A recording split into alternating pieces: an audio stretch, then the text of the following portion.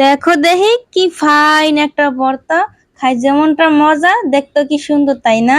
অনেকটা মজা লাগে খেতে। আমি আজকে দুপুরে 2 প্লেট ভাত খেয়েছি, গরম গরম ধোয়াটা ভাতের সাথে অনায়াসে এই ভর্তা দিয়ে।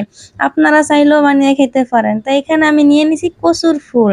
কচুর ফুলটা আমি পুরাই কেটে কুটে নিয়েছি, দেখতেই পারছেন আমি পুরাটা কোনো কিছুই ফালাই নেই। কচু তো আগা গোড়া থেকে সব 5টা ফল 5টা জিনিসই খাওয়া যায়, তাই না? তা আমি এখানে সবকিছু কাইটা কুটা নিয়ে নিছি, আমি কিছু ফালাইনি এখানে। তো এখানে আমি কি করছি, কাইটা কুটা এখন নিয়ে ধুয়ে ফ্রেশ করে নিয়ে নিছি। এখন একটু কালচা কালচা দেখা যায়, কচু কাটলে একটু রং হয়ে যায়, তাই না?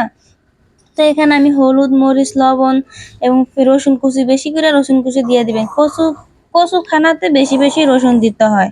রসুন দিয়ে আমি ঢাকনা দিয়ে ঢেকে দিয়েছি, এর ফাঁকে মাঝে মধ্যে উল্টায় পাল্টাও দিয়ে দিছি। দেখেন তো কমে গিয়ে অল্প হয়ে গেছে, বেশি হয় নাই। তো এখানে আমার প্রায় আমি এগুলাকে ফিটাই ফিটিয়ে আমি ভর্তা বানিয়ে নিয়ে নিয়েছি। এখন আমি সরিয়ে নিয়েছি এগুলাকে, কড়াইটা আবার বসিয়ে দিয়েছি চুলাতে। বসিয়ে এখন আমি দিয়ে দিয়েছি শুকনো মরিচটা টালা নিতেছি, টাইলাইতেছি। দেখি তাড়াতাড়ি হইতেছে না, মেয়েটা পিছে পিছে ঘ্যান ঘ্যান ঘ্যান ঘ্যান করতেছে। তাই এখানে আবার কি করছি, তাড়াতাড়ি করে তেল দিছি যে তাড়াতাড়ি মরিচটা হয়ে যায়। তেল দিলে তাড়াতাড়ি মরিচগুলো হয়ে যায়। তো এখানে আমি কি করছি, দিয়েছি রসুন কুচি আর পেঁয়াজ কুচি। বেশি করে রসুন কুচি দিবেন আপনারা কচুতে, বুঝছেন? তা আমি এখানে আবার দিয়ে দিছি সেই মরিচগুলো, এখন ভাঙ্গিয়া দিয়ে দিছি ভর্তাটার ভিতরে।